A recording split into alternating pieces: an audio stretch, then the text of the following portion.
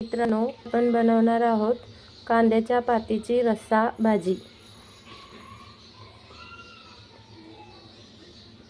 कढईमध्ये तेल टाकून घ्यायचं, जिरे टाकू,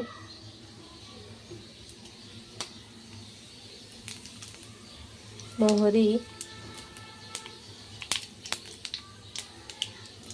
लसूण, ठेचलेला लसूण टाकायचा, नंतर धना पावडर, लाल तिखट, हळद, मस्त अशी फोडणी भाजून घ्यायची। नंतर यामध्ये टाकू आपण कांद्याची पात,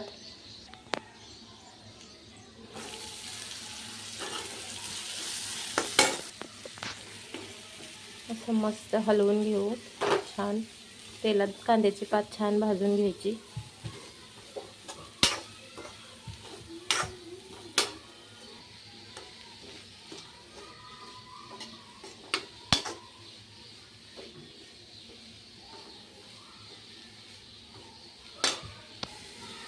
पात अशीच वाफेवर मऊ होऊ द्यायची।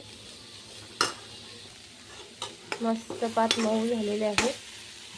यामध्ये आता आपण शेंगदाण्याचा कूट घालूया, अर्धी वाटी।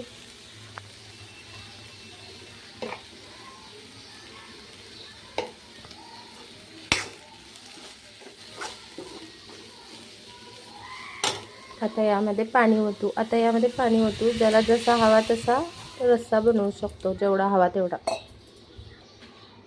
आता चवीनुसार मीठ घालून घेऊ।